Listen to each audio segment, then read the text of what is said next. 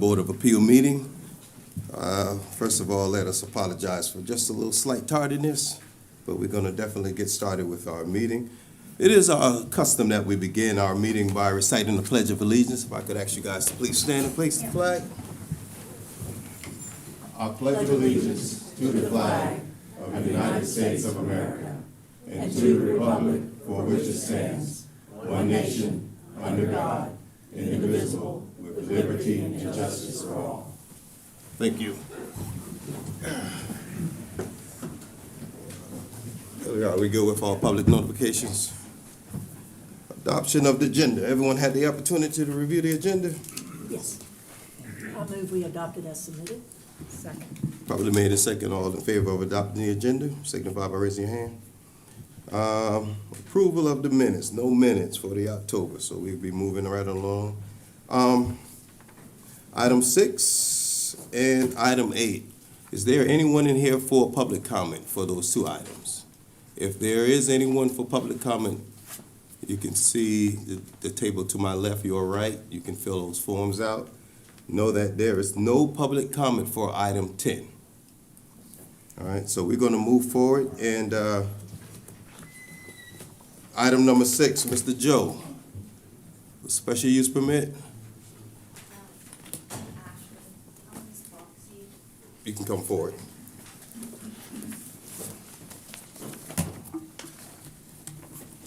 Just state your name. Ashley James.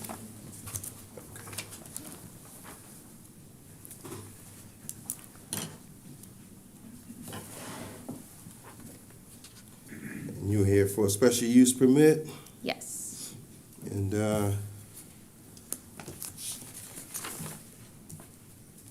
is there any, are you in the area where there is any covenants? No. No covenants? All right, do anyone have any questions for item number 6 for Ms. Ashley?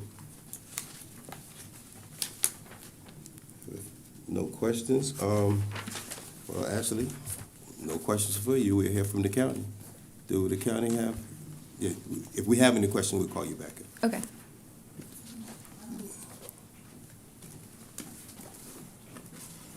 There are no covenants and restrictions in this area, and they did their site plan, and all the parking is gonna be on the property, and we recommended approval for this project. All right. Thank you, Ms. Hillary.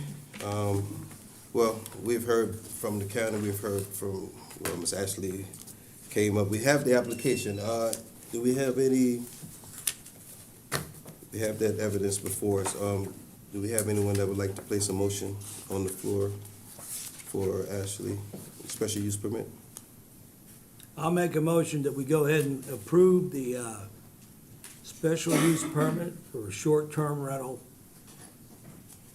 And the motion on the floor to approve and second. All in favor of approving? So it's been passed, Ashley, so you can give it to county maybe tomorrow? Yes. Is there any public comment for item 6? No public comment, we close it. And item number 8, Mr. Christopher is also here for a special use permit.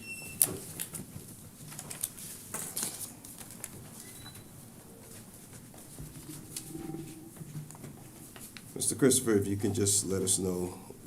So my name is Brian Tierney. I'm the owner of Foreshore Rentals. I'm the agent for Christopher Run, the property manager. I'm assuming you have met all of the requirements. Yes, sir. Are you under any covenants? We are not. Not any covenants. Anyone have any questions for, you said your name was Brian? Brian, yes.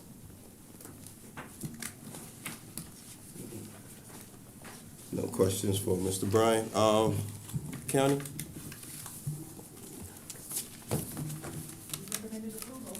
So it's been recommended approval by the county. Since there is no questions, would anyone like to place a motion on the floor? Should we have public comment first? Public comment, is there anyone here for public comment for item? I don't have anything before me, so with that being said, we close public comments. Anyone like to place a motion on the floor? I move that we accept the special use permit on this property. So it's been moved to grant the special use permit. So motion on the floor, properly made. I'll second it. Properly made and second, all in favor? So, Mr. Bryan, Thank you. you've been approved. All right, item number 10, which is, Mr. Samuel and Elizabeth is here for requesting of administrative appeal. I'm quite sure everyone in here is for this item. Again, I say no, that there is no public comment on this item. The only individuals that we will hear will be 20 minutes for the applicant, 20 minutes for the county, and 20 minutes for the landowner. So with that being said, are you the one that's going to be presenting? I'm the one that's gonna be presenting. All right. Sam Connor. Oh, all right. This is our attorney, Patrick. Good evening, Mr. Chairman and members of the board. My name is Patrick Moore, and I'm an attorney with Austin and Gowder Law Firm out of Charleston, South Carolina. And I represent the aggrieved parties. The aggrieved parties are 11 folks who live immediately adjacent to or nearby the proposed facility, whose wallets, property rights, and quality of life are directly impacted by the proposal. These are folks who are known in the community, farmers, doctors, engineers, who have served on county council, drafted ordinances, implemented ordinances, and improved their property subject to the Beaufort County zoning ordinance as well. I'm up here to point out that they're not just saying no. We are here with very specific feedback and a very specific proposal to improve what's before you on appeal. Just this morning, there was a letter sent to the applicant asking them to adjust several parts of their submittal, new sets of drawings, new drainage calculations. I submit to you that this is the ideal time to pump the brakes and remand this back to staff to address the really specific things that Sam's going to talk about here in just a moment. I appreciate that there is no public comment. We point out that there has not been an opportunity for the public to weigh in, and we believe there should be in some format when you have a proposal that impacts people like this one does. Some of the issues in there are not within your jurisdiction, you may think to yourself. Those are DHEC issues or DES issues, and you are absolutely correct about that, and we are pursuing those with the department. This fact pattern has brought up some interesting issues with the way the county implements its MS4 program, and we're pursuing those with the correct agency. So with that, I'm going to turn it over to our subject matter expert, Sam Connor. And I've got some pictures of the site at 68 Calhoun Plantation Road. Is it all right if I hand these out to you guys? Yes. Okay. Thank you.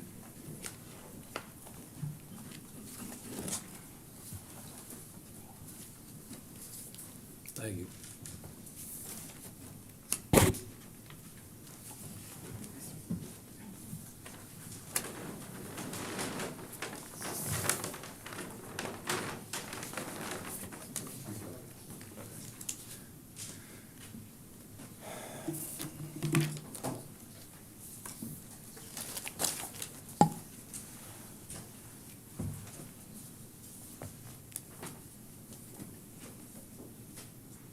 So if y'all are ready for me, I'll go ahead. Yes, I'll go you ahead and can begin. proceed. Okay.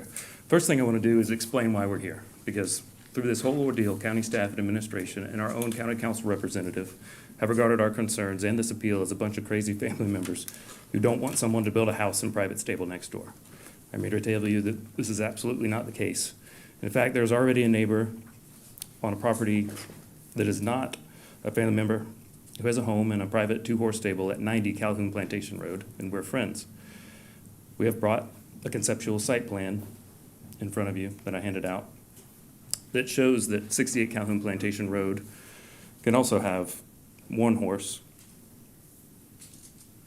and that site plan would be compliant. The reason why we're here is because the zoning administrator approved the Bruel Equestrian Compound development at 68 Calhoun Plantation Road without any of the following.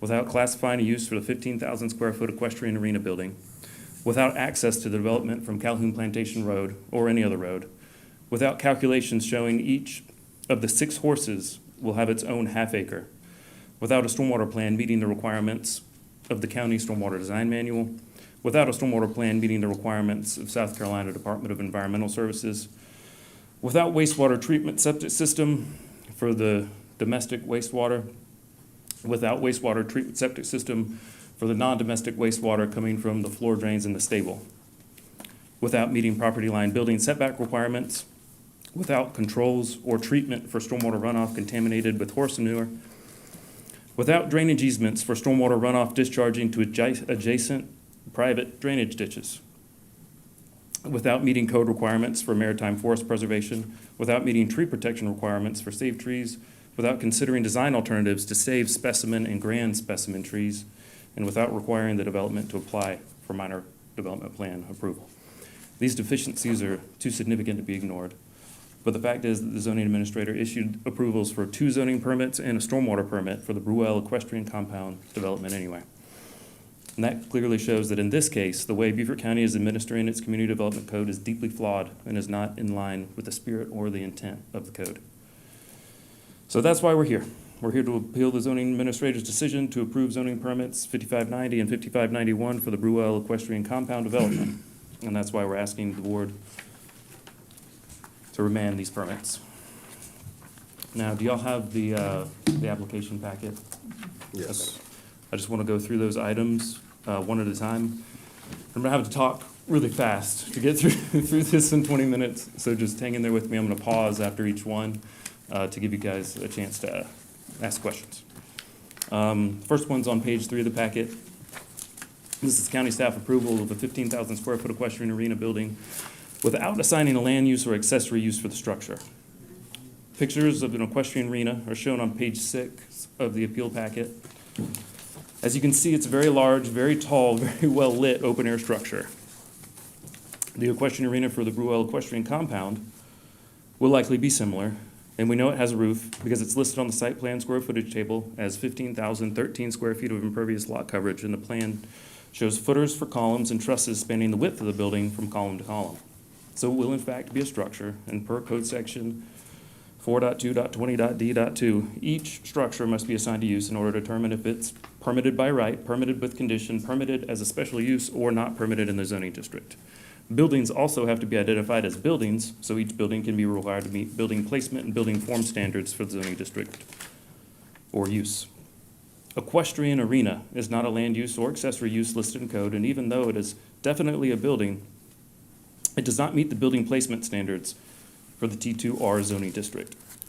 When we asked county staff about this, we got the following email response from Rob Merchant, Director of Planning and Zoning. The stable houses the horses and is set back 100 feet from any residential property line. The riding area the arena / riding area, which is part of the horse stable use, is not where the horses are housed, and therefore the setback of 100 feet did not apply. Even though the arena is attached by a covered breezeway, I did not consider it to be part of the stable where the horses are housed. I considered it to be a riding area. Therefore, the 25 feet setback was applied to the arena. So, what Rob is saying is that while the equestrian arena is directly connected to the stables by a 15-foot wide, 8-foot long covered breezeway, he did not consider it part of the stables, even though the only way the horses can get to and from the stables is through the arena, and the horses will be housed in the arena when doing equestrian activities. But he still decided it's not part of the stable, and therefore it does not need to meet the 100-foot residential property line setback requirement. He also added that he considered it to be a riding area, which is not a building, and is only required to have a 25-foot setback from all property lines. This reasoning is also why the equestrian arena does not meet the 50-foot front property line building setback requirement of the T2R zoning district, because county staff decided that the 15,000 square foot equestrian arena building was not actually a building at all. It's a riding area. However, even though the equestrian arena is not listed in code as a land use or accessory use, and staff claims the equestrian arena is not a building and is just a riding area, the approved zoning permit, number 5590, improperly lists arena as one of the approved uses for the development. Arena is not a land use or accessory use identified in code, which means the Community Development Department created code, and that is not allowed. Therefore, we are requesting the zoning permit 5590 be remanded because it was approved for a land use and accessory use not identified in code. Do y'all have any questions about that one? Okay. Moving on to the next one, page 7 of your packet, please. The second item of the packet is the Brew Equestrian Compound Development does not have approval to access Calhoun Plantation Road. Calhoun Plantation Road is a private, unpaved road and provides access to Pinckney Colony Road, which is a public road. The portion of Calhoun Plantation Road fronting the Brew Equestrian Compound is owned by the Priscilla Merrick Coleman Trust. Currently, access to the site is granted for an existing single-family residence, but no plans, details, or any other information have been submitted to the Priscilla Merrick Coleman Trust to request the modification of the existing entrance or construction of the second entrance shown on the approved plans for the Brew Equestrian Compound Development. Per Community Development Code, Article 7, Division 7.2.20.3, a zoning permit cannot be approved until it demonstrates the proposed development complies with all required permits for access, potable water, and sewer. Since there is not a public road access for the development, the access permit required for the Brew Equestrian Compound Development is written approval for private road access to Calhoun Plantation Road provided by the Priscilla Merrick Coleman Trust, who owns the road. And written approval for the Brew Equestrian Compound Development to access Calhoun Plantation Road has not been provided by the Priscilla Merrick Coleman Trust. Therefore, we're requesting that the permit be remanded because access has not been provided or access has not been permitted. Does anybody have any questions about that one? So you're saying that currently the access to this property is for residential or private use? Am I correct? You Yeah, said there's an existing home on the site that was built in the 60s. And so there's access to the site for that home. And access was granted at the time that home was built. But no access has been requested for the proposed equestrian compound development. Okay. So are you saying that property doesn't have access anymore, period? Or it just doesn't have access for the, The plan for the equestrian compound is proposing to expand the existing access and then to also add an additional access point. So it would then have an expanded access, expanding the existing access and then adding another access point. No request has been made to the owner of the road for those improvements.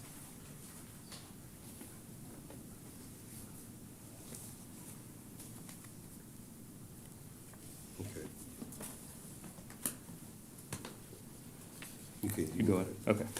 All right. Moving on to the next one. All right. Page 8, the packet. Third item is no calculations were provided by the developer or county staff showing that each of the 6 horses approved for the site has its own half acre. The requirement to have a half acre per horse comes from Community Development Code, Article 4, Division 4.2.120.a.2. Also, conditions of permit approval number 2 for zoning permit 5591 for the approved use private horse stable states, horse stable is limited to 6 horses, 4 horses owned by the owner and 2 horses can be boarded. Each horse is limited to 1/2 acre per horse. But no calculation or any other information supporting or explaining the 6 horse limit for the site was presented. So we did our own calculation to determine the area available for each horse using the Brew Equestrian Compound approved site plan. The result of our calculation is shown by the green shaded area on the exhibit on page 9, but it's also shown in full size somewhere. That one right there, that's got the green on it. Bear with me. Which shows this area available for horses on the site once buildings, driveways, septic system, landscape, hardscape areas, and paddock fencing setbacks are excluded from the lot area available for pastures. That's what's shown in the green shaded area. Once these areas are removed, the remaining area that could be used for pasture is 0.28 acres. Based on the 1/2 acre per horse code requirement, this would not even provide enough space for 1 horse. Therefore, we're requesting that zoning permit 5591 for approved use private horse stable be remanded, because there's not enough area provided on the site for any horses to have a 1/2 acre. Note, we also added the blue area on the plan to show the level of the Colleton River spring tides that will occur twice a month on new and full moons. This depiction shows the importance of the 150-foot horse paddock fencing setback from the OCRM line. horses don't need to be anywhere near outstanding resource water body like the Colliston River. Do y'all have any questions about that one? No, I don't. My colleagues? Okay. Okay, next one is number 10 is, appeal packet page 10 is what we're looking on next. All right, this one is for the zoning administrator rendering decisions on approving the stormwater permit for the Bruell Equestrian Compound Development. The zoning administrator accepted the stormwater permit application, reviewed the submittal documents, directed the contractor listed on the stormwater permit application to make changes to the lot grading plan, decided that the development met the requirements of the Southern Low Country Stormwater Design Manual, that's just the county stormwater design manual, and approved the stormwater permit. The only problem is the zoning administrator does not have the authority to review, decide on, or approve stormwater permits. And per Community Development Code, Article 7, Division 7.5.60.3, no one in the Community Development Department, including the Community Development Director, has the authority to review, decide on, or approve stormwater permits. The only thing the Community Development Department can do, per code, is receive and process stormwater permit applications. Therefore, requesting the stormwater permit that was issued by the zoning department, SW 1946, be remanded because it was approved by the zoning administrator, and the zoning administrator does not have the power and duty to review, decide on, or approve stormwater permits. One question, sir. Sure. I'm looking here from the county. It says that the issuance of the local Beaufort County stormwater permit does not preclude the need to obtain the NPDES permit from DHEC. So you still have to get the DHEC permit to do this project. That's true. The comment is just the no Beaufort County staff qualified to review stormwater plans took a look at this. Per the, just to add some additional detail. Per the Beaufort County Stormwater Management Plan, Section 4, that addresses construction site plan review process. The review process starts with the Community Development Department. This department distributes the construction plans to the Stormwater Department for review. New and redevelopment plans cannot be approved without approval by the Stormwater Department. And this process is also illustrated in Chapter 3 of the Stormwater Design Manual. So that is the compliance document for the Beaufort County MS4 that's submitted every year to DHEC, to explain to DHEC how Beaufort County is running their MS4 program. That was a direct quote from that of how plans are supposed to be sent to the Stormwater Department for review. Also, there's the Stormwater Ordinance, Code Section 99-206 and 99-207. The department that does have the power and duty to review and render decisions on stormwater permit applications is the Public Works Department and the Stormwater Department. Also, per Stormwater Design Manual Section 1.5.1, the Public Works Department is in charge of issuing the approved stormwater permit. And so basically, the stormwater deficiencies on this site could have been identified before the permit was issued, if Beaufort County staff that was qualified to look at it had it in front of them. But these people still have to get approval from They DHEC. do have, they do still have to, and the process is Beaufort County receives a plan and reviews it, and they do a delegated review for the state, and then they'll issue a conditional approval. And then everything gets submitted to the state, and the state reviews it. And then once the state issues their permits, then Beaufort County is the last one to issue their full approval of a stormwater permit. And you're saying this hasn't gone through that whole circle? This has not gone through that whole thing.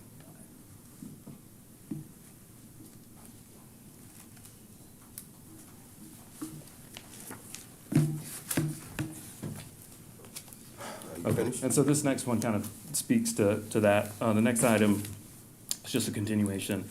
When we asked county staff which code section allowed the zoning department to issue stormwater permits and bypass stormwater technical review, we got the following email response from Rob Merchant, Director of Planning and Zoning.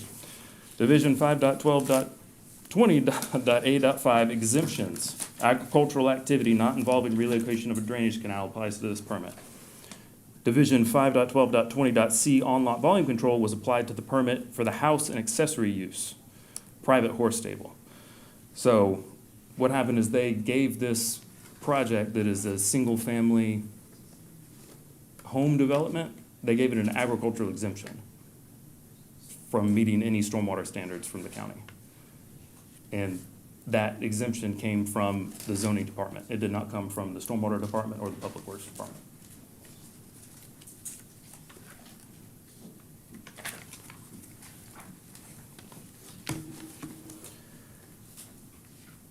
Okay, next one is on page 15. The approved zoning permits to be issued cannot be approved until it demonstrates the proposed development complies with all required permits for access, potable water, and sewer. And then note that the code section at the top of this one is Article 6, but it needs to be Article 7, Division 7.2.20.d.3. So that's a typo. Since there's not public sewer available for the development, the sewer permit required for the Bruwell Equestrian Compound development is an on-site wastewater system permit.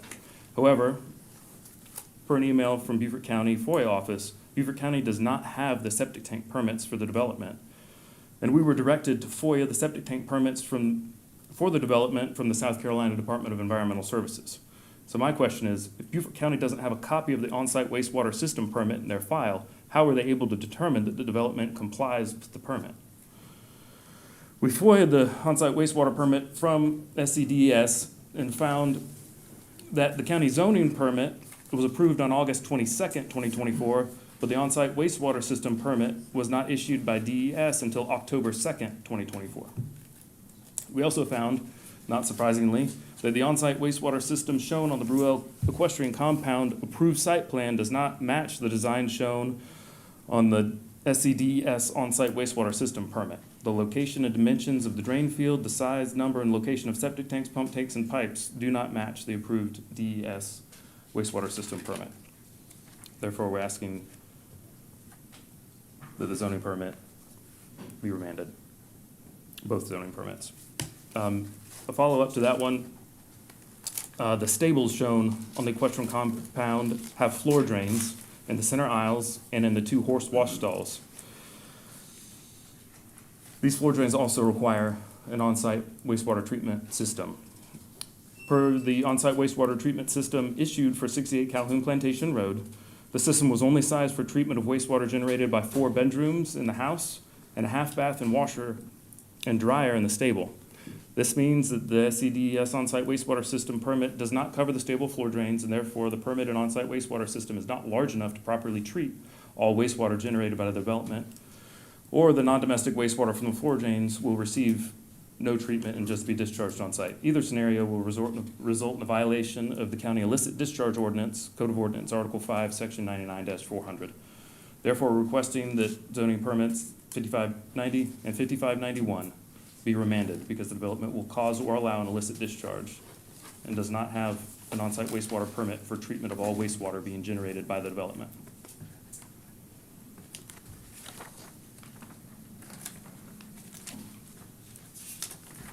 Okay, next one, page 22. We're just gonna skip all the way to 22, cover this one.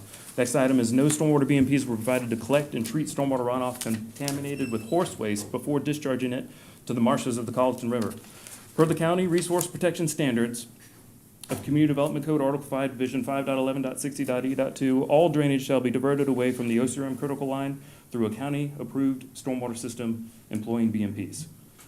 This requirement is especially important because the Bruwell Equestrian Compound development will discharge stormwater runoff within 1,000 feet of intertidal oyster reefs that are approved for oyster harvesting.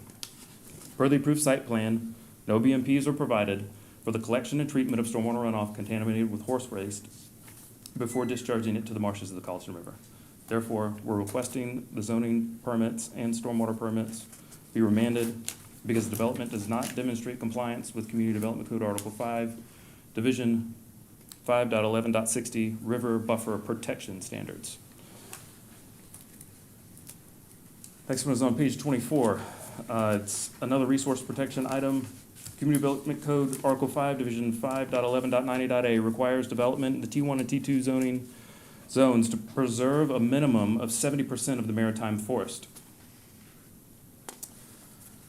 Article 10, Division 10.1.60 defines maritime forests as an indigenous forest community within close proximity to tidally influenced salt marshes and/or open water, also known as the South Carolina Atlantic Inland Maritime Forest, which is characterized by a canopy dominated by live oak, swamp laurel oak, southern magnolia, and cabbage palm. Based on tree survey information for 68 Calhoun Plantation Road, county GIS aerial imagery, Google Street View, and the fact that no portion of the site is further than 400 feet away from the OCRM critical line, the 3.49 acre site is covered by 3 acres of mature maritime forest, or it was before development started on site. The Bruell Equestrian Compound Development will cover 2 of the 3 acres of maritime forest on the site. This means that only 33% of the forest on site will be preserved and not the 70% required by code. Therefore, we're requesting that the zoning permits be remanded because development did not demonstrate compliance with the Community Development Code Article 5, Division 5.11.90 Forest Protection Standards.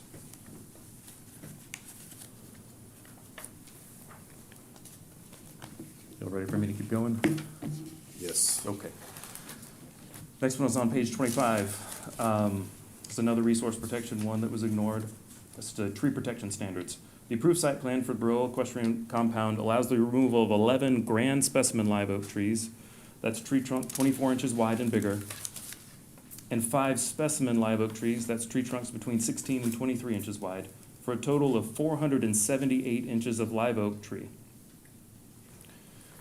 It also includes the removal of several specimen loblolly pine trees. One of the trees being removed for the development is a 64-inch wide live oak. The removal of so many trees and specimen trees shows that no good faith effort was made to consider reasonable design alternatives for preserving trees. One reasonable alternative could have been to remove or shrink the size of the equestrian arena to save 7 of the 11 grand specimen live oaks currently being removed from the site.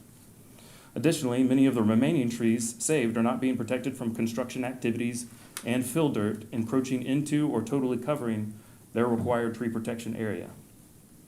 Therefore, we are requesting that the zoning permits for development be remanded because development did not demonstrate compliance with Community Development Code Article 5, Division 5.11.100, tree protection standards.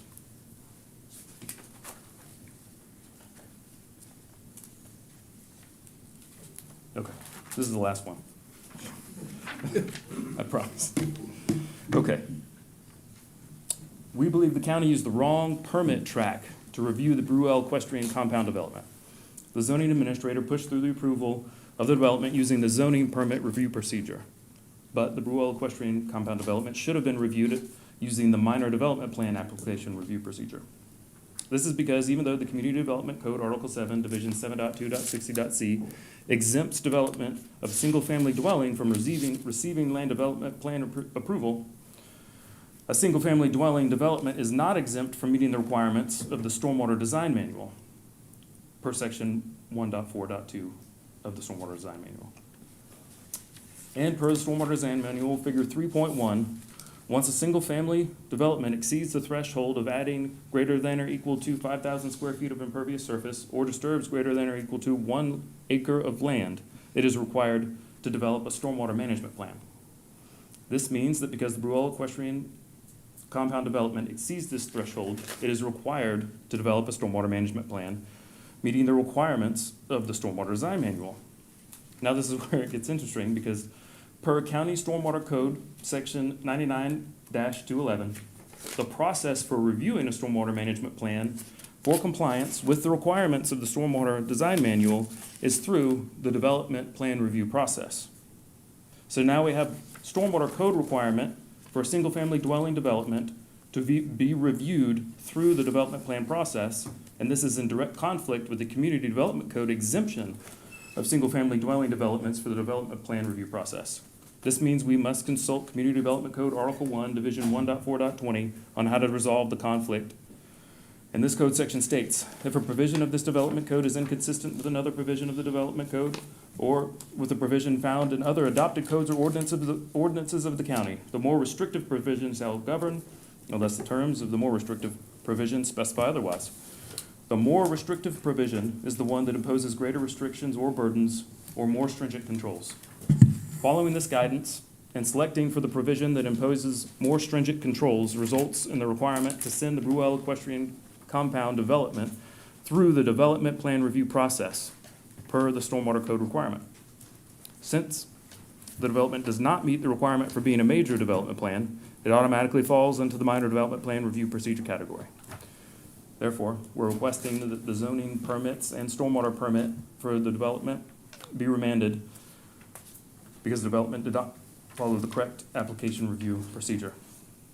Do y'all have any questions about that one? No? Okay.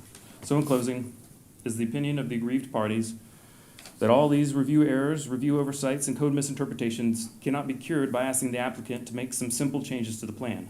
The zoning permits and stormwater permit need to be remanded, and the development needs to be resubmitted for review as a minor development plan. Thank you, sir. And that's all I got. Is there any questions? And I appreciate you giving me the time to get through all that. Yes, sir. So we don't have any questions now, but I'm quite sure that questions will be coming up. Okay. Yeah. Before Thank we you. hear from the county, will the landowner like to speak? Yes, please come up.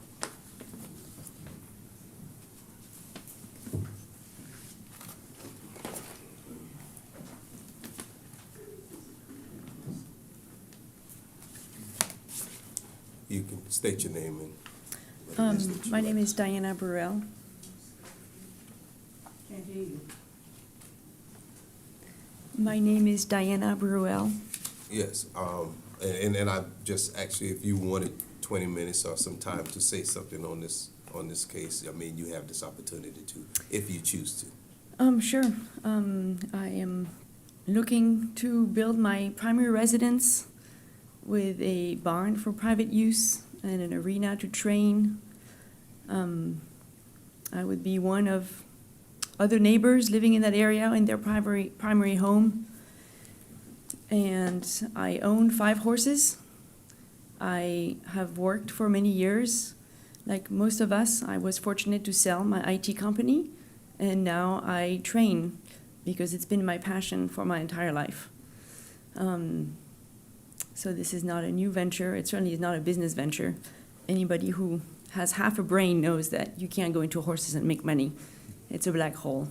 So I have been riding for 41 years. I compete nationally. I have an 8-year-old daughter who rides her pony as well. And currently 4 of my 5 horses are boarded at Moss Creek Equestrian Center, where I go and train every day.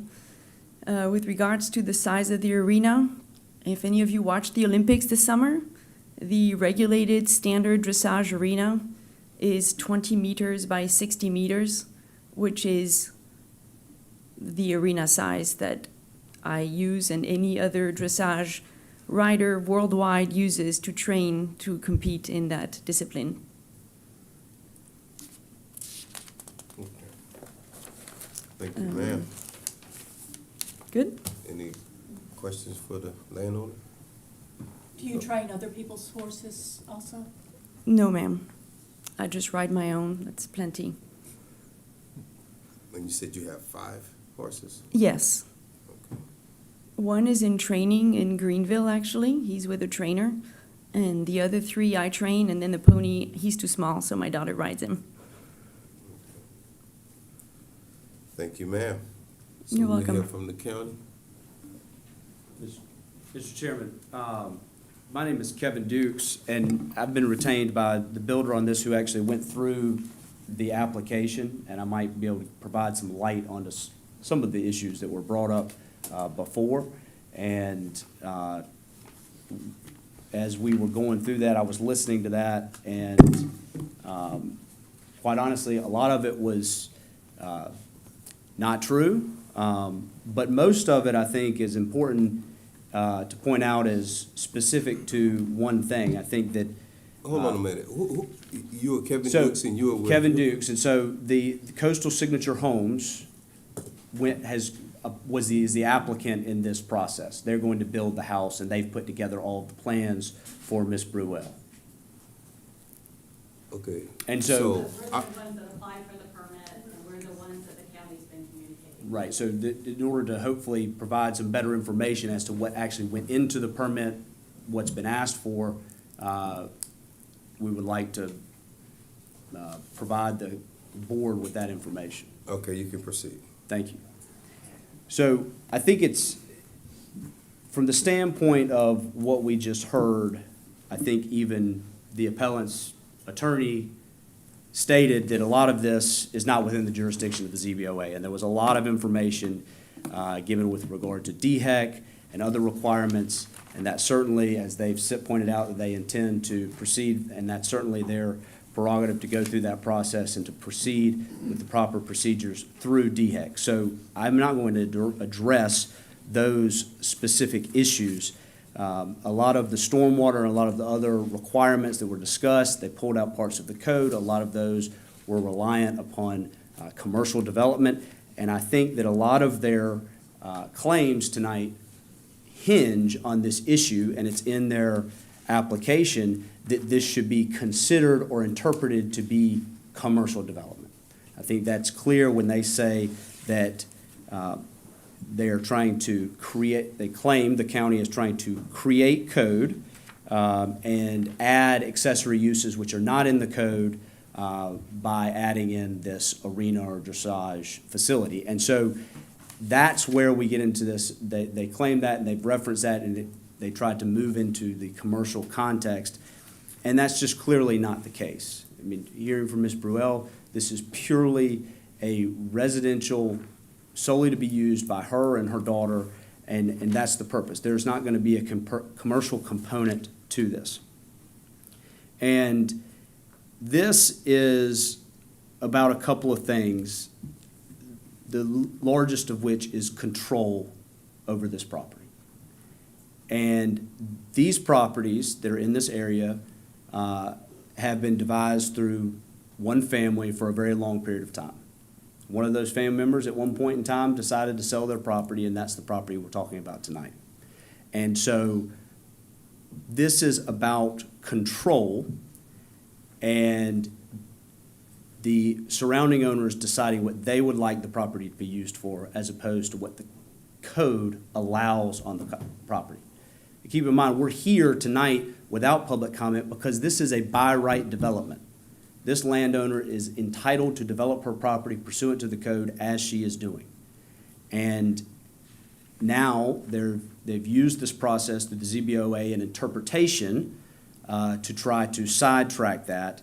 And I think that is unfortunate that they've gone that direction, but that's ultimately why we're here. And I don't think we would be here if not for the one facility, the arena, the dressage facility. And so when we look at this, we look at it as to who is making the interpretation about that accessory use. Is it going to be the neighboring property owners, or is it going to be the county? And I think it's important for us to just remember that as we kind of move forward as we get to the county, because I believe that the county is going to be very specific as to how they address the application and how they move forward and point out specific portions of the code that actually do apply to the situation. And this was not something that got rushed through. I think everybody on this board knows that the county planning and zoning office does not just rush things through. There were multiple meetings, multiple requests, multiple changes which occurred throughout this process to bring this project into compliance. So this is not them trying to just push through this project. This is them trying to make sure the project complies with the code, which they've looked at and they've determined that it does. So a couple other points that were brought up is, one was the access. There was some discussion about the access easement. Just to be clear, and I think it was stated that the house that was there was built in the 60s. These properties have been accessed via the same road for a very long period of time, decades. So, at least for the last 65, 64 years, from the 60s to now. And the county maintains that road past the point of the subject property. And I believe that the county they can address this directly, but the county maintains and considers that to be a public road. So what happened is in 2004, there was an easement instrument which was filed.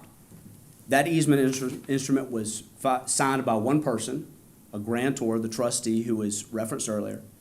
None of the other property owners who were purported to be granted rights signed that document, which is okay. One person can grant rights to another person. The issue comes in when they try to create also restrictions through that document. And so what they added in is they added all these restrictions that say if you want to use the road, if you want to do this, you have to comply with what we say you need to comply with. And that's not the way it works. If there's been an established access, and that's been determined through use or through the county's improvements, an individual owner, whether they own the land or not, cannot then unilaterally restrict the individual owners from using the property. This individual is not enlarging the use of this easement. This is her and her daughter driving to and from their house. She's not subdividing the property. She's not adding in 10 more homes. She's not overburdening the easement. So there's no argument that she cannot use the easement for the residential purpose of which it's been applied for, a purpose which has been used for at least the last 60 years. And you cannot unilaterally file an easement document and effectively try to create covenants by granting an easement to the adjoining property owners. And so, again, we get back to this issue of control and how we're going to control the property and how they're going to decide what someone else gets to build. The issue of, we had this statement that the county is creating code and creating law. I would posit to the board right now that that's exactly what the appellant is doing. They're bringing up all these additional interpretations, all these additional components that ought to be considered. Think about the horse and the half acre, for example. The code doesn't say that you have to have a half acre of pasture land. They've said that, and they've put that forward to the board as if it's fact and it's in the code and that's what ought to be done. That's not what it says. And South Carolina is a property rights state, and the default is not restriction. The default is the free use of property. And so when you have a 55-mile-an-hour speed limit, the government is saying you cannot go over 55 miles an hour. That doesn't also tell you can go 35, but we all know that you can. If the county says you cannot build a commercial facility, you can't build a commercial facility.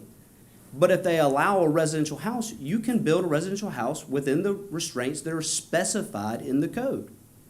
And so unless we're talking about specific restrictions, we're talking about interpretations, and we're talking about, quite honestly, things which were just made up and brought forward to the board. And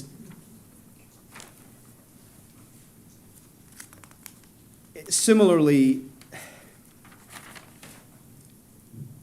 this red herring of discharge of animal waste that the owner, if she gets approval for this tonight, is going to start wheeling wheelbarrows of animal waste down to the creek and dumping it in.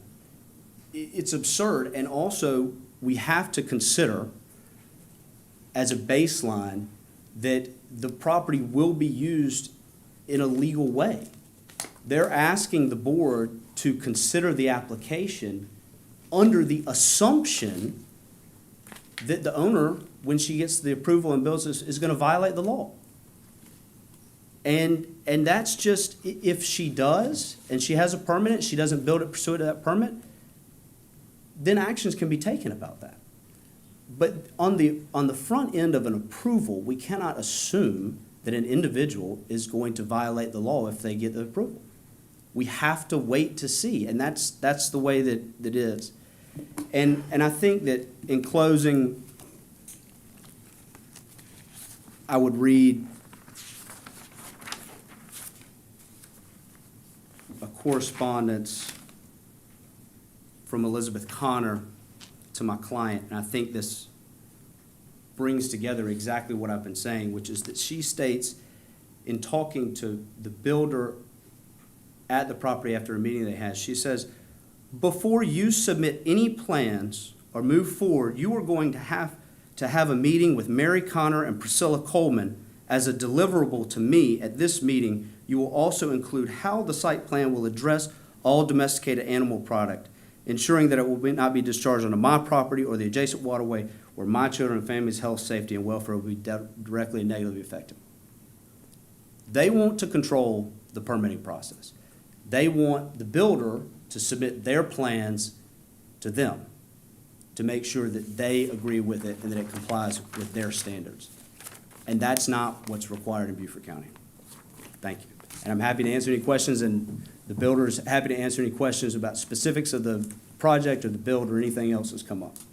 I have one question in this, I don't want to be sidetracked too much, but as far as you come with the easement instrument that you originally talked about, is that easement, how is that easement affected if there's another access? Because obviously I see where there's two access No, that's that- being proposed.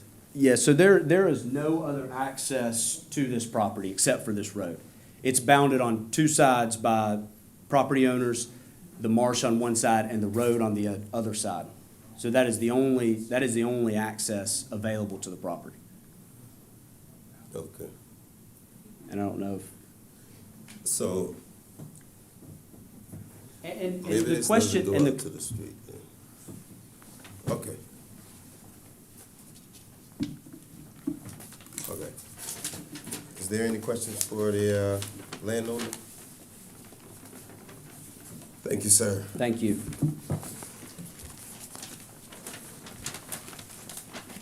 I'd like to make a closing statement. I've owned the land for 3 years. I purchased it over 3 years ago. And I have been working diligently with the builders for over 2 years and the county to work on this project. It's a lifelong dream, and I've worked specifically to have and to preserve as much of the environment as possible. We've shifted many things a lot of times in order to see what trees could be preserved and to make sure that the 67-inch tree was saved. And so I am not sure why I'm being accused of taking that down.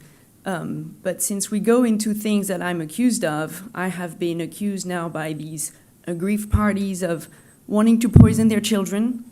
I have been already informed that they will sue me for, I think, endangering the welfare and the health of their families. What else? I've received a number of threats.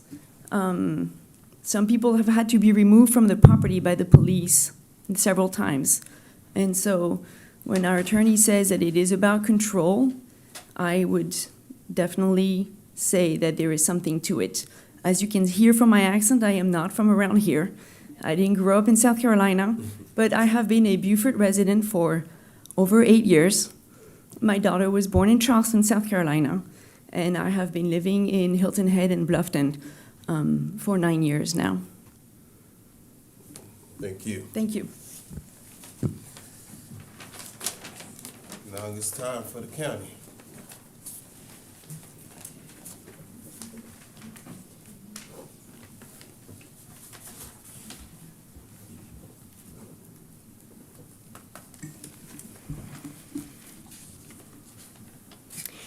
Good evening. My name is Dylan Kidd, and I'm a Deputy County Attorney for Beaufort, and I'm here today on behalf of staff. I also have my subject matter expert, Zoning and Development Administrator Hillary Austin here to answer any specific questions that you might have for her, and I imagine you may. Rob has pulled up the PowerPoint that I have for you. I want to start by saying I understand and appreciate the passion that this matter has elicited from the neighboring landowners, and I do appreciate them joining us here this evening, and I don't intend to dismiss or diminish their perspective and concerns. This proceeding, however, is an appeal of the issuance of 2 zoning permits. It's focused upon the decisions to issue the 2 permits based upon the information that staff received and their interpretations of the relevant legal provisions. As counsel has already, both attorneys have already acknowledged, many of the issues that were raised on appeal are not within this board's purview. So I will limit our presentation this evening to what is before this board and the germane issues to this appeal. So staff received the initial application for a residence, attached garage, and a horse arena / stable to be built at 68 Calhoun Plantation Road on July the 10th of 2024. And I'm referring to some documents I believe you all have in your packets. So that's the first application that has the stamp date of July the 10th. The total land area noted on the application was 3.49 acres. As a result, when Hillary Austin began the process of considering the application, she immediately informed the developer, the applicant, that no commercial stable would be permitted on the property because commercial stables require at least 5 acres of land. So she informed them that a private stable would be considered, and she would need a second application, one for the residence and one for the accessory use. She received those two additional applications. I believe they are stamped received on August the 14th.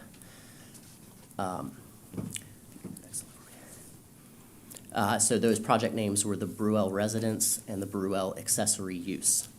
The project types were residence with the attached garage, and the private horse stable was the application for the accessory use.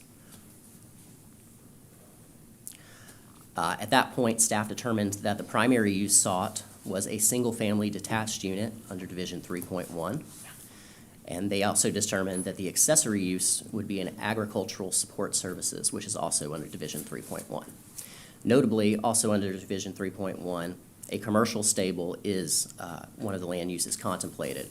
A private stable is not contemplated. However, we do believe it falls within the purview of the agricultural support services due to the agricultural component. We think that most specifically describes the land use sought. Now, specifically, Ms. Austin looked to Table 4.220A, which lists the permitted accessory uses for T2R zone properties, which this was, and a private stable is specifically listed as a permissible use, an accessory use and structure. So I just wanted to point to the purpose of the accessory use and structure division within our code. What I want to point to here is that the intent in adopting the section is to allow a broad range of accessory uses and structures so long as they comply with certain conditions. I believe council previously identified that the appellant asks us to read our development code in a restrictive manner, asks us to interpret it in the narrowest sense when we believe that interpreting the code should allow for the freest development of property in accordance with the limits that we place upon it. And I believe the purpose of this section illustrates that intent. So relevant to private stables, we have a size area limitation. So stables are permitted on lots over 3 acres. This lot is 3.49 acres. The requirement is that the lot shall have at least 1/2 acre per horse. You can see in Ms. Austin's email correspondence, and you can see in the permits issued, that she did her calculations, and that's how she arrived at the number of 4 horses to be permitted that were owned by the landowner, and 2 could be boarded due to the size constraints. The code allows for up to 4 horses to be boarded that are not owned by the landowner, but due to the size constraints here, the math worked out so that it was going to be 2 could be boarded for a total of 6 horses to be permitted on property. And we have, and the other relevant provisions. Jumped on me, there we go. So there are limitations as to the size of accessory structures on parcels. Notably, however, in the T2R district, I've highlighted there, these size restrictions do not apply to structures used for bona fide agricultural purposes. It's our contention that the land use under 3.1, the agricultural accessory, falls under this bona fide agricultural purposes, and therefore the limitations on the size to consider it to be the principal structure as opposed to an accessory structure are inapplicable here, and the size of this structure does not run afoul of any of those requirements. Yes? I have a question. And Back on that, it says it is the agricultural use buildings. So what we have is we have a house and we have a garage, and we really don't know how big the house or the garage is. We just know what their footprint is. And looking at the footprint, it seems like the garage is not subservient to the main house. So could you address that, how it is not, We do have a very large set of plans that Ms. Austin has helpfully blown up for me here, the final master plans.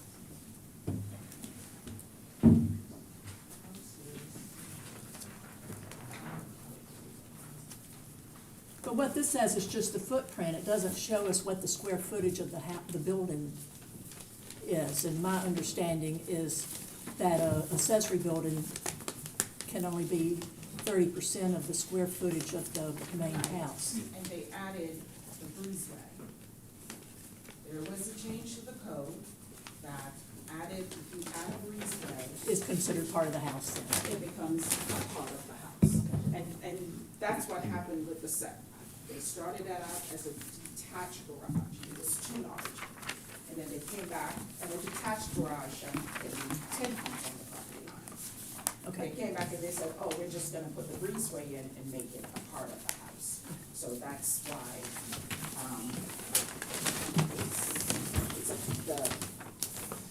the garage, the size of the garage doesn't really matter because it's not a part of the house. Okay, but doesn't it have to have the setback that would be required? It would need the setback of 18 feet. And when all this came up, I realized that I made a mistake on that. Okay, so if And the we garage spoke is, to the builder on that, and Yes. we're gonna change it and move it to 18. okay. We do have, and we have a letter that was sent to the builder and to counsel for the applicant regarding those changes. I do have a copy here. Copies. This was the letter that was sent.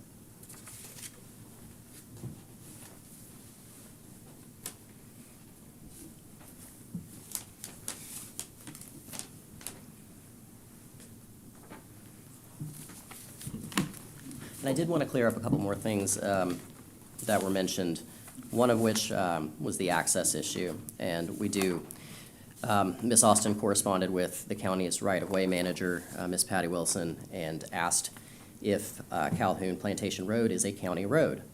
Patty Wilson responded that the county has a prescriptive interest in the road, but not a formal interest of ownership. We have been maintaining that road for well over 20 years, since before 1994. And so we do take the position that it is a county-maintained public road, one in which the county, at least in the public, has a prescriptive interest.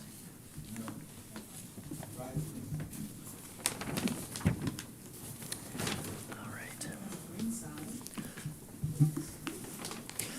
As to the stormwater issue, so and Ms. Austin can probably shed more light on the history of this, but after 2011, when the on-lot calculation system was instituted, staff has handled stormwater calculations for single-family residences, and that's what they did in this case. They required a stormwater application, which was submitted. Ms. Austin then forwarded that application to the engineering department for calculations. They ran their calculations and came back with the rain garden plan that was included when they issued the stormwater permit.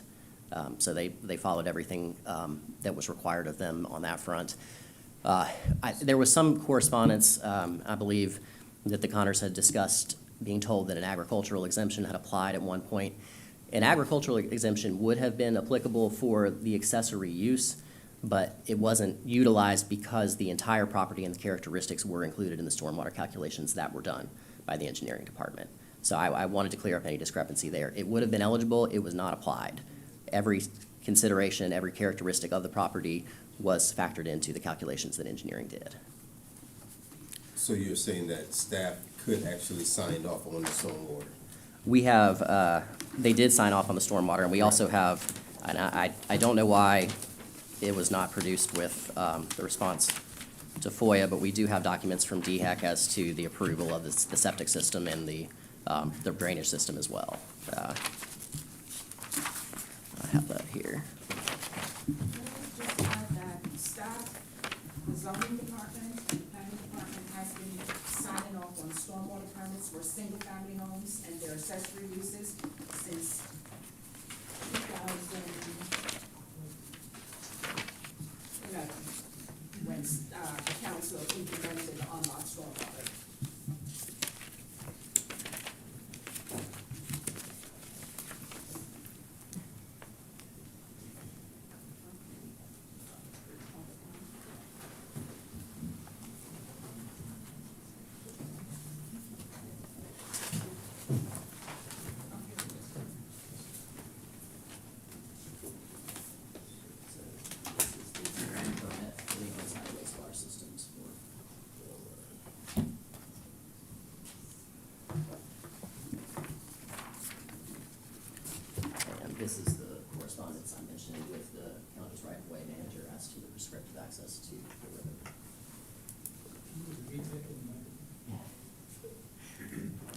I've just handed the board correspondence with the county's right-of-way manager as to the prescriptive access to the road, along with the DHEC permits that building codes received before issuing the permit on this matter.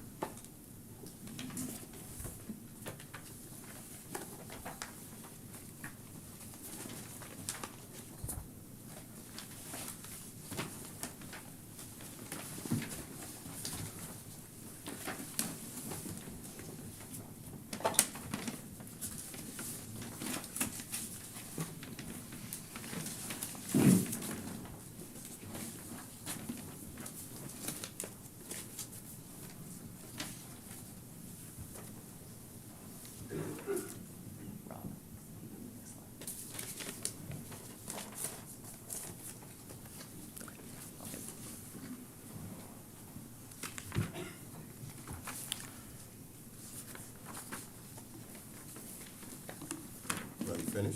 All right, I believe that that is everything we needed to cover from a process standpoint. I'm certainly happy to answer any questions that I can or ask Ms. Austin to assist. Okay, I have a question. Yes. In the transit zone requirements, 3.18.8, on building placement, the front setback is 50-foot minimum, and the arena does not appear to be 50 feet from the road. That's true. I consider that a riding area. But it's under a roof. Yeah, you're right.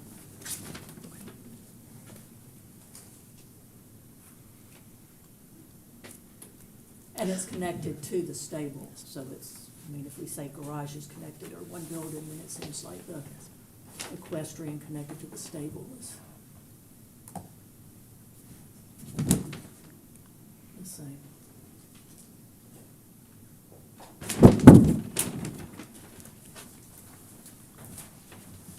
Anyone else have any questions for the county? I also did want to address, I'm sorry, the tree removal. I believe in your appellate packet from the county, Ms. Austin's calculations in accordance with our tree preservation code were included. She calculated that there were she came up with 399 inches of existing pine, required 240 inches of existing pine to be used as mitigation. The total cost of the tree removal and mitigation was $40,000 to the tree fund, and it's my understanding that that's been paid. I think it was live oaks. Yes. Live oaks. Yes, and so under our mitigation, she was able to perform the calculations for mitigation, and that's what it came out to. It came to the $40,000, which was paid. Also, as stated within the issuance of the stormwater permit, it's not as if there were no mitigation efforts required. There are a significant amount of rain gardens that are required to be constructed, vegetated, and inspected. There is some certification. The state plays a role and can stop this as well in the DHEC certifications with the NOI. But those are the last things that I wanted to touch upon. All right. Thank you. Is there any questions? There's no questions. Thank you, sir. Thank you.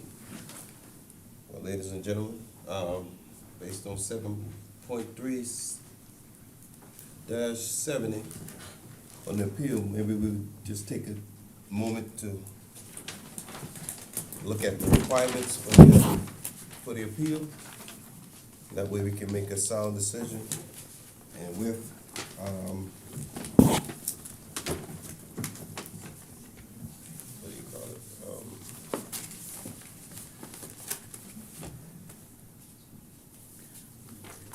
question about the trees. Is the mitigation gonna be happening on the site? Some of it, yes. You have, I don't know if you have a color copy, but some of the trees were mitigated on site. The pines were. And they're highlighted on the plan. So it's already been planted? No, they Oh. use existing trees. You can Okay, I use got it. existing trees Yes, to yes. mitigate the trees that you're removing. That are less than specified.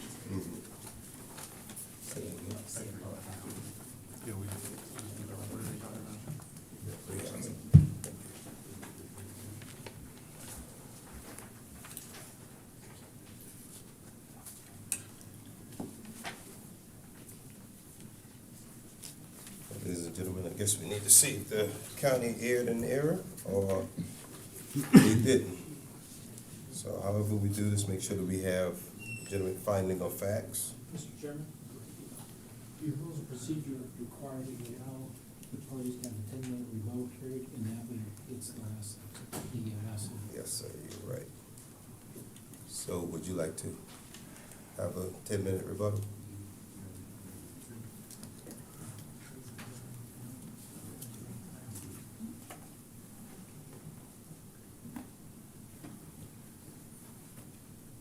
Okay, one of the things I wanted to talk about, for rebuttal is, the owner of the property, said that they've gone to great pains to save the A little louder, please. Oh, sorry. The owner of the property said that they had gone to great pains to save the 64-inch DBH live oak on the site, so I just wanted to bring up the lot grading plan done by Key Engineering that shows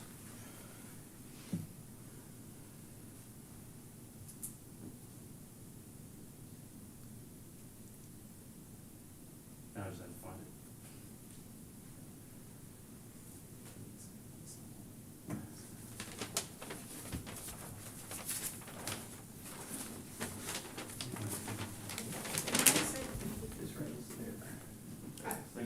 The grading plan does have an X on it, but that's not the approved plan. The approved plan is this, and this shows the 64-inch live oak remaining. Okay. I would also like to note on that plan, it shows that the vast majority of the root zone for that tree is gonna be obliterated, and the size of the structures adjacent to it will require, most of the canopy to be pruned back to almost nothing. So there's not much of a chance that tree will live anyway. That's why it's on the grading plan here, that's why it's Xed out. This grading plan also shows fill right next to the 64-inch live oak. Okay. And this is the plan that was used to issue the stormwater permit. So I don't know why it's not also stamped as an approved plan.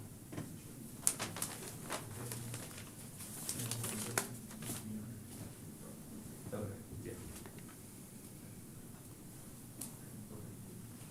Also like to make the point that in addition to the equestrian arena being a building, needing to be 50 feet back from the front property line, it also needs to be 100 feet away from any residential property lines, it being considered as one building connected and one stable facility. So it is also not 100 feet away from the residential property line, my property line. That runs along the ditch there. So the existing ditch is also the property line between 68 and 70 Calhoun Plantation Road, and I live at 70 Calhoun Plantation Road. And so at one point, the equestrian arena is approximately 28 feet from my property line.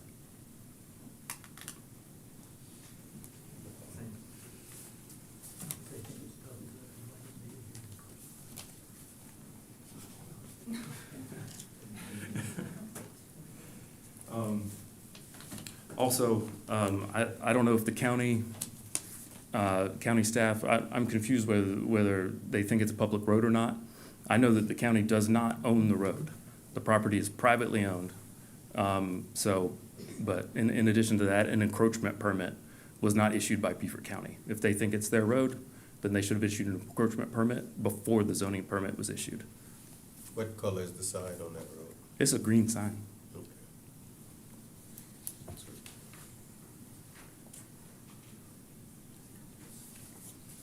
Yeah, and also for the agricultural use. And what, so the bona fide agricultural activity on site, is that the, is that, I'm just saying what he said. Please Is put that- comments to the board.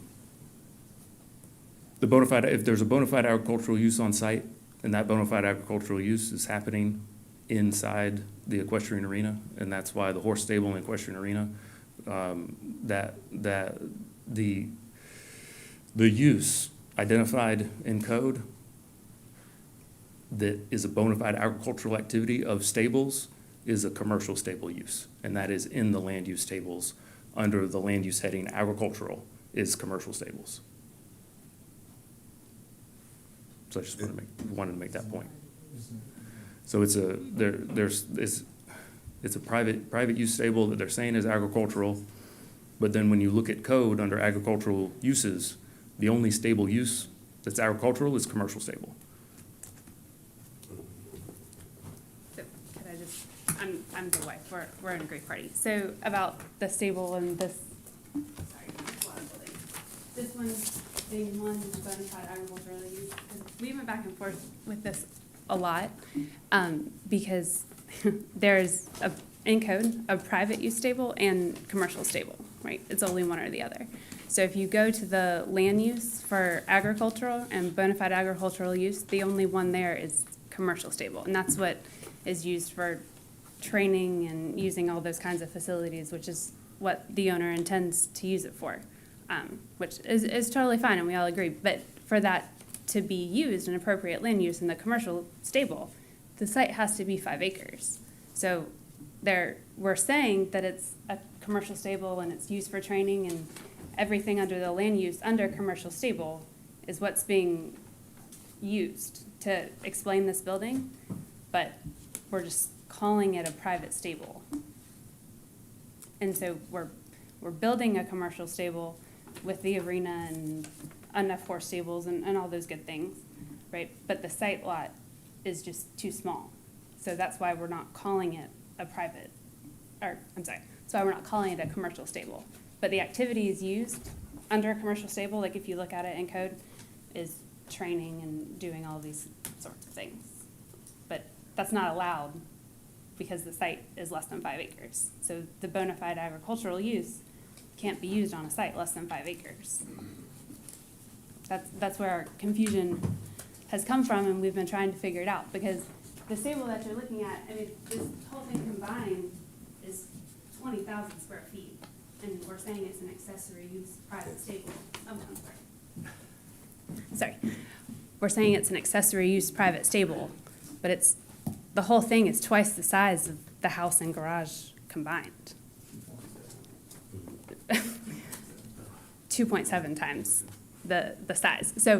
So our confusion has been, right, we're going down this track saying it's not a commercial stable, but everything about it and it being allowed in zoning and the size of it and all these good things are saying it's totally allowed as an agricultural use, bona fide agricultural use under a commercial stable to use for horse training.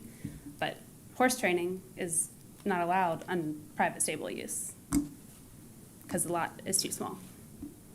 Okay, Sorry. thank you. You saying if I own a horse and I train it for me to ride, that's commercial? No, I'm saying that, so in the code, this is just code, this is No, what we've I'm been. listening to you. Okay, so you can absolutely train your horse, having the giant arena on a lot that's less than 5 acres is not allowed in code. Having them both together, I mean, a private use stable as a secondary structure, right, it can be whatever you'd like. I understand that. But, you know, they're small, they're intended to be small, they're intended to be a secondary use to the main house, to the residential thing. This one is 2.7 times the size of the house. I totally understand her desire to have horses and arena, and I know that's great. The lot is just too small. I mean, that's what Hillary said, it can't be a commercial stable. But it's still, So- the plan set is of a commercial stable. So your argument is for it to have the agricultural zoning perks, it has to be a commercial state. I'm saying the lot size has to be 5 acres. I mean, Well, it's, that's the, for the commercial building, the use. building being built is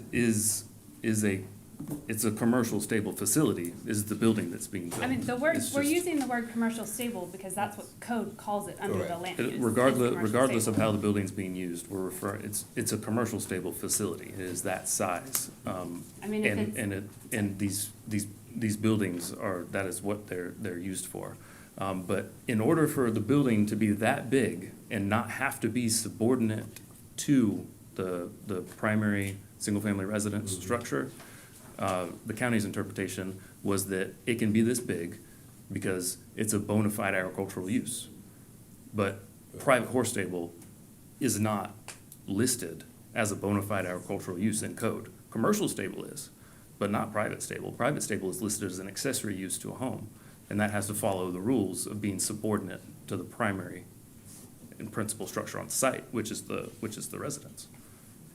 Well, I'm gonna let the county speak on that, but I don't Okay. think that being bona fide, well, I'm gonna let the county speak.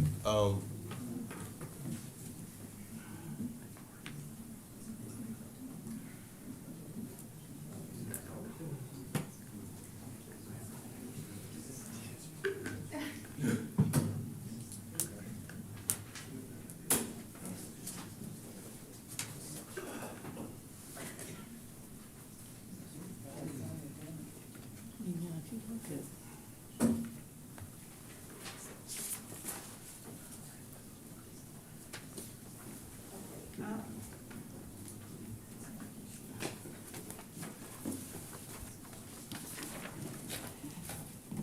The definition of a commercial stable, it says stabling, training, feeding mules, donkeys, or the provision of riding facilities for use other than the resident of the property. That's a commercial stable. Other than. There is not a definition for a private horse stable, but I'm assuming that you can ride, train, even stable a couple of horses that's not yours at a private stable, because the code allows you to board 4 horses if you have the facility to do that.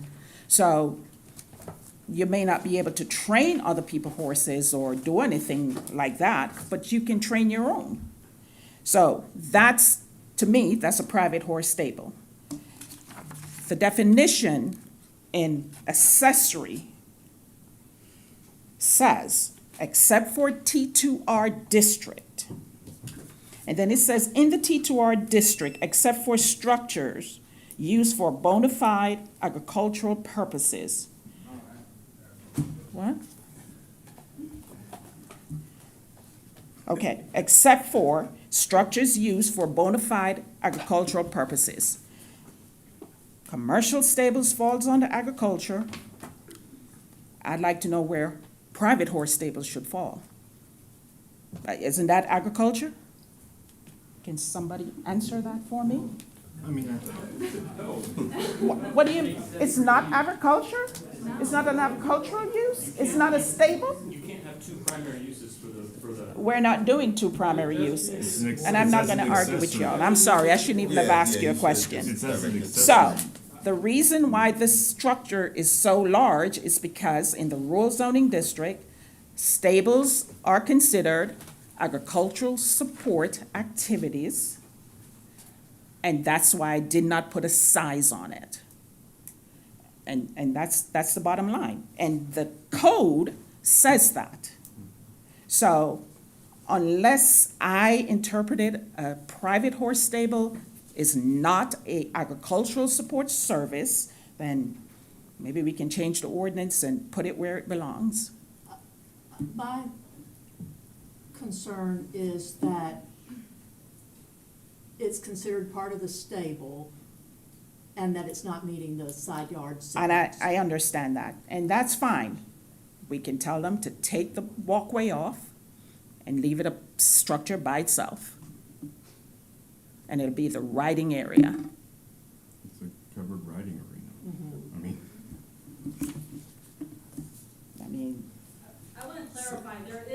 No, ma'am. There will not be no outbursts. So, I mean, we can look at the plan again, or move the horse stable, the riding area, take off the walkway, the covered walkway, move it back 50 feet. She still gets a horse stable, private horse stable. Thank you.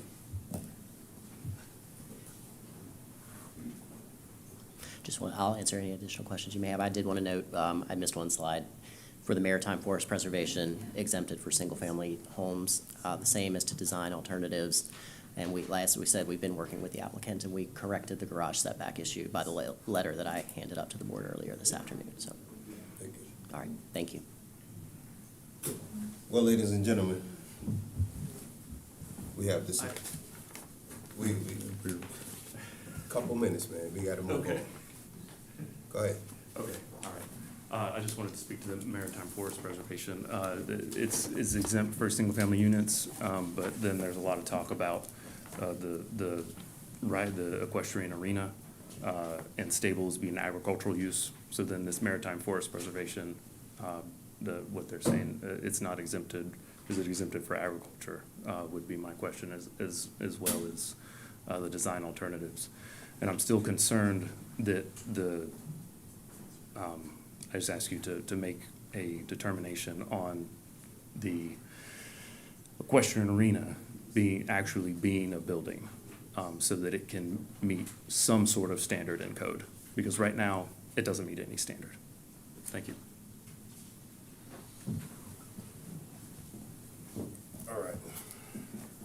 So we have this appeal before us, ladies and gentlemen. I mean, what's before us, did the county err in error? Are we upholding the county, or did the county actually err in error? That's what's here before us tonight, and that's what we're gonna make a ruling on. So we can move forward on this. Someone would like to have a discussion, a motion? I'd like to make a motion that we uphold the county's, Can we discuss it first? Or you can make a motion. well, and then we, Yeah. I thought, I was trying to discuss it, and I Okay. remember, make a motion to uphold the county's, ruling on this project. And when you place that motion, please, put your finding of facts on why we are making, Well, I mean, don't we have to do the finding of facts if we're reversing it? denying, yeah. Yeah, you're correct. So it's a motion on the floor to uphold the county's decision that an error was not made on on this appeal. I Go have, ahead. I have concerns that the arena is a building, it would need a building permit, it's got a roof, and that it should meet the setbacks that are required on the Mr. property. Chairman, can I speak real quick? I didn't hear a second on that motion. Lynn did. We had discussion, so there was a second. Yeah. Yes. Okay. Yeah, we couldn't hear anything. Sorry.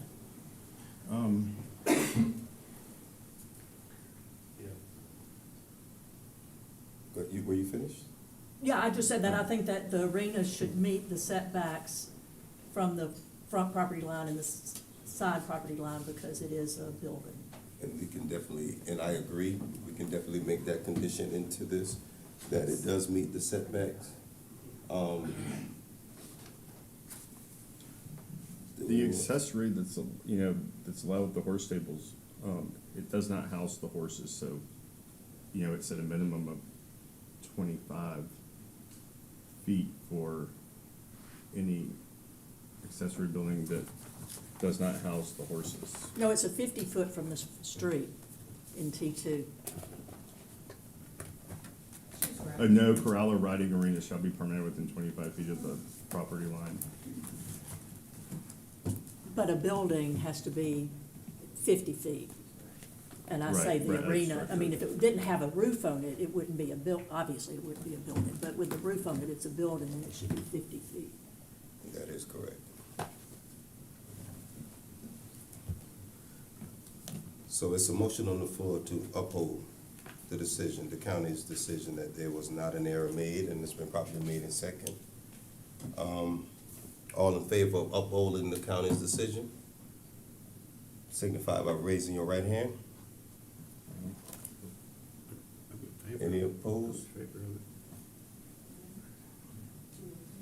So, it's been passed. You did vote, right? Yes. Okay, it's been passed that the county did not err in an error in this appeal, so if there's any other concerns, you guys can get with the county. But it's been declared that the county have not erred in an error in this decision process, in this appeal process.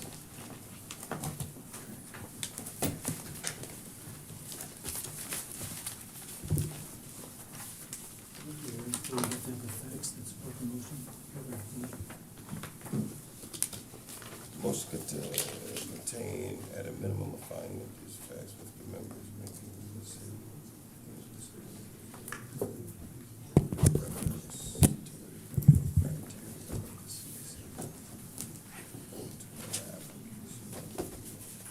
Just some basic factual information as far as why we thought the county didn't make an error, just so you know, as if we feel it's in a different way.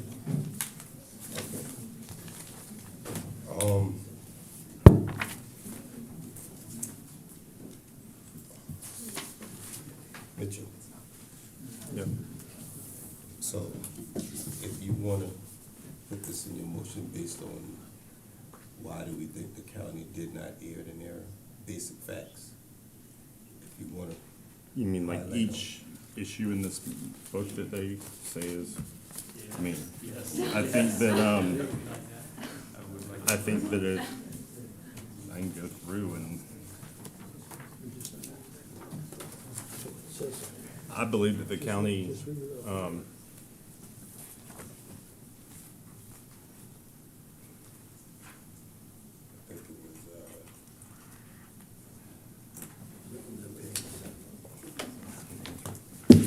like what part, no, go back over.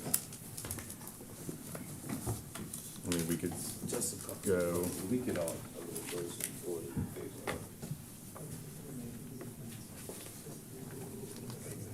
No, no. I just want to note, how about some motion? I believe that, number one, that the stables are, private, and the accessory use of a private stable is under a lot of the requirements that were brought up in this procedure, still fall under the single-family homes for permitting. There's a lot of discussion about the stormwater permit requirements, but I still feel that from the county's interpretation was correct, that the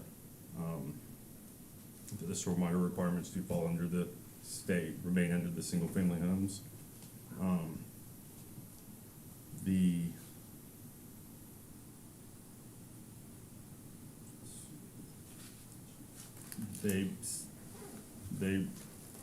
application and the permit falls under does correctly fall under the requirements of the county community development code. I don't, I don't see a reason why this application should not have should be denied based on their use of their property. So basically, you're saying you believe that Ms. Austin correctly followed the code and issued. Yes, that's what I'm trying to say, yes. Can I get a second to that motion? Second. Okay, then now they can discuss it. If they wish to, if there's any further discussion. No, is there any further discussion on this? Because we did. So if there's no further discussion based on what Mr. Mitchell stated. Once again, I guess we need to vote. Yes, sir. All in favor of upholding the county's decision that there was not an error made signify by raising your hand. And any opposed? So there's been 4 upholding and 2 opposed, so therefore this appeal passes that the county did not err in error. So, that being said, the county just did not err in error. And it passes that, you know, we're gonna uphold the county in their decision-making process. All right? Is there any old business? New business, adjournment? So moved. Second made and second, all in favor? Aye. Thank you. No meeting next month. There is no meeting in the month of December. Thank you, sir. Oh.